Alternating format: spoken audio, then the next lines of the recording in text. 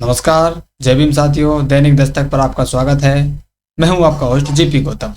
साथियों, सबसे पहले आप ये तस्वीर देखिए और इस तस्वीर में जो लिखा है इसको गौर से पढ़ लेना। ये जो तस्वीर में जो आपको फोटो दिखाई दे रहा है ये है कांग्रेस प्रदेश अध्यक्ष महाराष्ट्र प्रदेश के, और इनका एक बड़ा बयान है। ये कह रहे हैं महाविकास आघाड़ी की सरकार बनी तो SC ST OBC कोटे से मुस्लिम समाज को देंगे आरक्षण। इनका नाम है नाना पटोले, जो कांग्रेस अध्यक्ष हैं महाराष्ट्र प्रदेश के। बयान आपने सुना, मैंने अपनी तरफ से साथियों कुछ नहीं कहा है और ना ही कोई मीडिया रिपोर्ट है।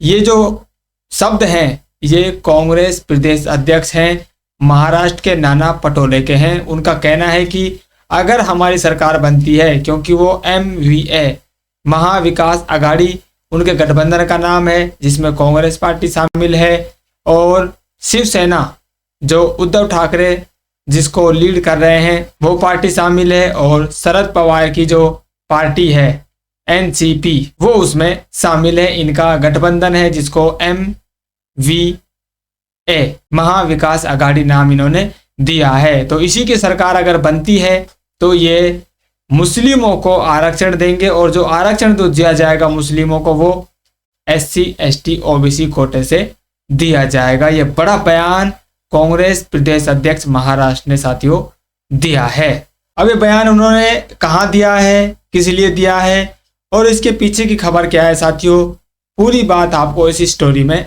बताने वाले हैं। मामला 7 नवंबर से शुरू होता है जब AIUB मतलब ऑल इंडिया उलेमा बोर्ड के अध्यक्ष एक 17 सूत्रीय मांग की चिट्ठी इस MVA गठबंधन को सौंपता है। इस चिट्ठी को शरद पवार जी पढ़ लेते हैं, उद्धव ठाकरे जी पढ़ लेते हैं और कांग्रेस के प्रदेश अध्यक्ष नाना पटोले जी भी पढ़ लेते हैं। इसमें 17 मांगे होती हैं जिसमें 10% आरक्षण मुस्लिमों के लिए और RSS पर बैन लगे, इस तरह की बड़ी मांगे इस चिट्ठी में शामिल होती हैं। और इस चिट्ठी के बाद जो उलेमा बोर्ड है वो कहता है कि हम आपको समर्थन देंगे अगर आप हमारे इन 17 मांगों को मान लेते हैं। तो ये जो सारा खेल है साथियों ये वोट का खेल है, क्योंकि महाराष्ट्र प्रदेश में आने वाली 20 नवंबर को मतदान होने वाला है और जो सारा का सारा खेल है मुस्लिम वोटों को रिझाने का है। और इस मुस्लिम वोटों को लेने के लिए कांग्रेस पार्टी किसी भी हद तक जाने को तैयार है, यानी कि उसका जो आधार वोट है और उसको लंबे समय तक सरकार में बनाए रखा है उस वोट को आज वो दरकिनार कर रही है और उसके जो हक अधिकार हैं संवैधानिक उनको वो लुटाने के लिए तैयार हो रही है। क्योंकि जो दलित समाज है इसको संवैधानिक अधिकार मिला हुआ है आरक्षण का, OBC समाज को संवैधानिक अधिकार मिला हुआ है। अब इन दोनों समुदायों के जो संवैधानिक अधिकार है इनको कम करके वो मुस्लिम समुदाय को देना चाहती है सिर्फ और सिर्फ वोट के खातिर। ये बड़ा बयान कांग्रेस प्रदेश अध्यक्ष नाना पटोले जी ने दिया है। अभी जो 17 सूत्रीय मांग उलेमा बोर्ड रखता है इनमें से 2 बड़ी मांगे साथियों मैंने आपको बताई, 10% आरक्षण की है और एक RSS पर बैन लगाने की उन्होंने मांग की है। जिसमें से ये 2 बड़ी मांगे हैं ज़्यादा बाहर निकल कर आ रही हैं, सोशल मीडिया पर इनके बारे में चर्चा हो रही है। और इस बयान को BJP ने हाथों हाथ केस किया। उन्होंने झारखंड में जो पलामू में उनकी चुनावी जनसभा होती है उसमें अमित शाह जी कांग्रेस पार्टी पर बड़ा बयान देते हैं, यानी कि जो कांग्रेस पार्टी है वो BJP को एक प्रकार से मुद्दा दे देती है। और अमित शाह इस बयान को भुना लेते हैं और वो कहते हैं कि जो कांग्रेस पार्टी है वो दलित समाज का हक मुस्लिमों को देना चाहती है और वो इस मामले को दलित वर्सेस मुसलमान करने में कामयाब रहते हैं। झारखंड में उनको ये बड़ा मुद्दा मिल जाता है। अब बड़ा सवाल ये है, अगर आपको वोट लेना है तो वोट लेने के लिए आप किसी दूसरे समुदाय को हाशिए पर क्यों डाल रहे हैं? आप उनके संवैधानिक अधिकारों का डाका क्यों डाल रहे हैं? आप उनके संवैधानिक अधिकारों की चोरी क्यों करना चाहते हैं?